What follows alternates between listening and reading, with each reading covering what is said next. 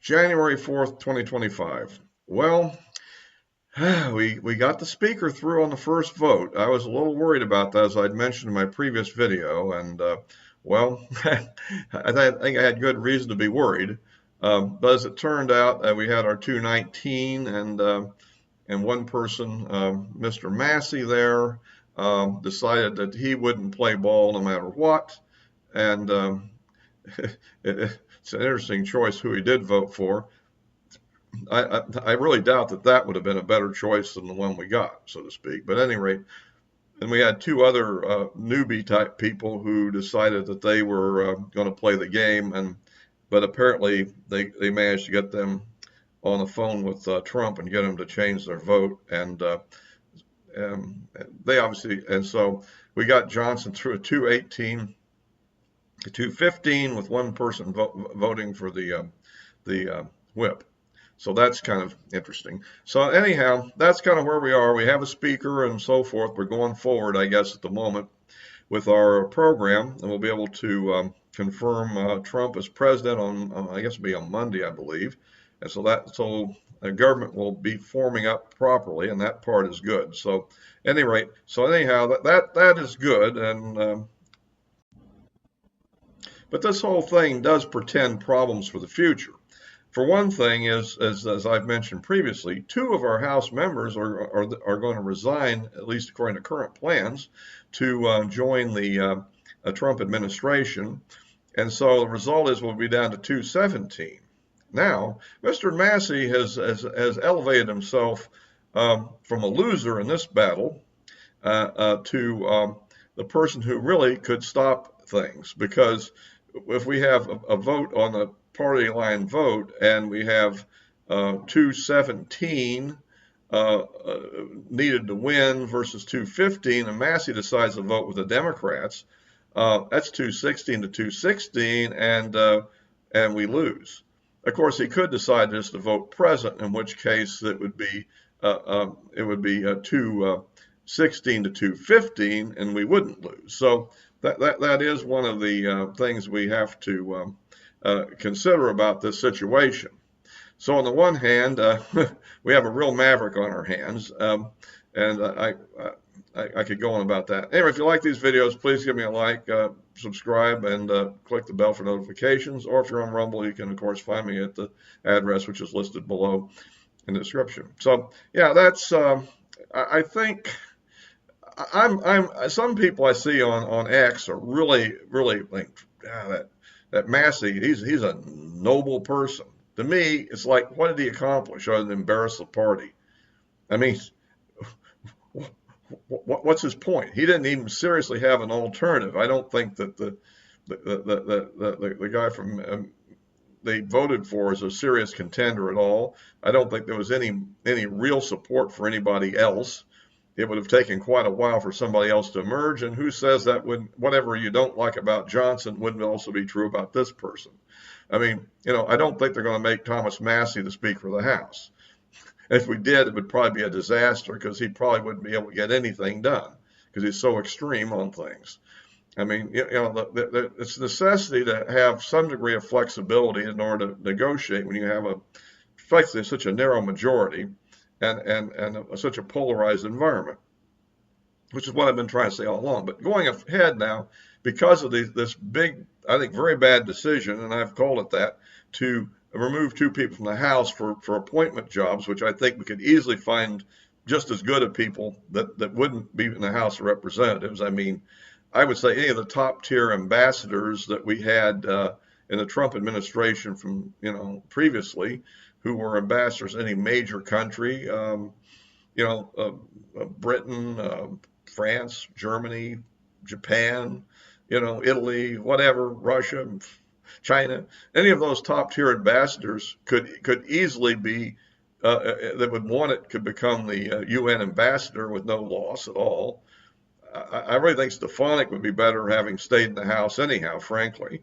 I think it was a better job, actually, other than maybe dealing with all these crazy people there.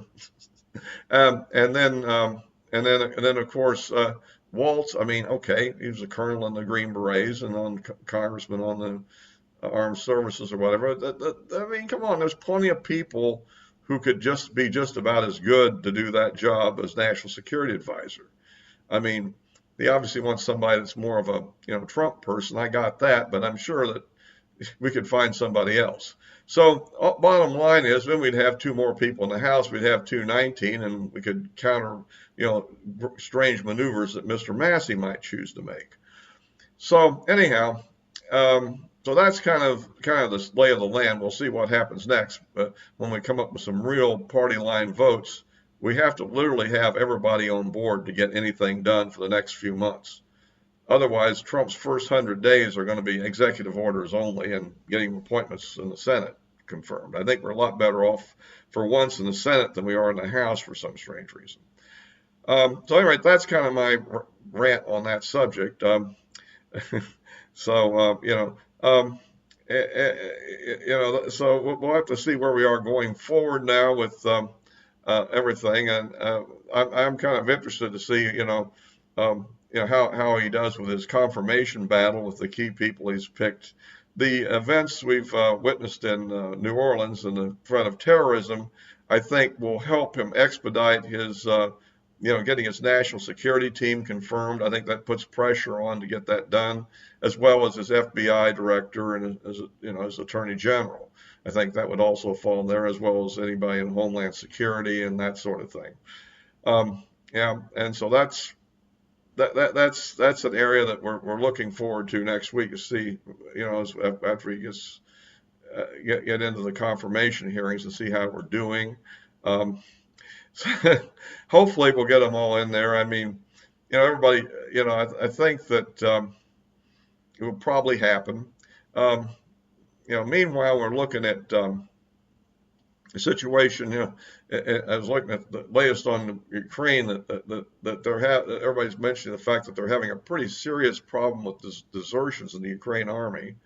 At the same time, Ukraine has managed to shut off the flow of natural gas to places like Transnistria and Moldova, and I guess also some of the other countries in Slovakia, I think it is, in Europe. So that's going to cause some economic hardship in Europe, and we'll see what the reaction to all that's going to be. But I don't know. It probably will cause a bit of a humanitarian crisis in Transnistria, and maybe crush their rebellion and bring them back into Moldova. I don't know. I mean, I've seen people on the internet that are on the other side of the fence talking about Russia taking some action, but I don't know what they could do. Honestly, at the pace of this war, it would take way too long to reach it. I mean, you'd have to cross the Dnieper River and then push on through that area before and all the way to the border of Moldova, and I just somehow don't see that happening anytime in the short term, even with the desertions in the Ukrainian army and so forth. So, the battles there rage on, and we'll have to see, how that all plays into the new Trump government. We don't know exactly where Trump's coming from. I do get the feeling that the intelligence community has given Trump some bad information.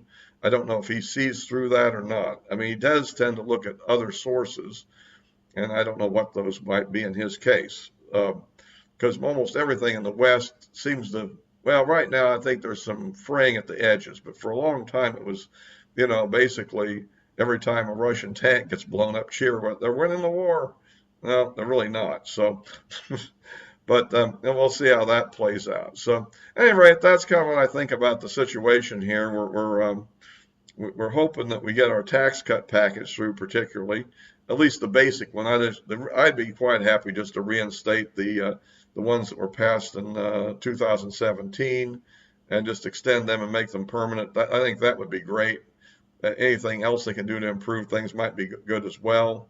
But I'm questioning whether we're going to have having Social Security completely tax-free and things like that. Wouldn't be bad to have it, but and I don't think it affects the Social Security program if they did it, like some people are saying, because that goes into general revenue actually.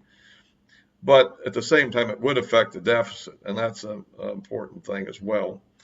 and particularly that's a big focus. That's why Mr. Massey is going crazy, I guess, is because of the deficit. He's not wrong about that. He's right about a lot of things. It's just the way he goes about it, I think, is dead wrong. It's not productive, as we've seen today. It didn't get him anything. That other than notice and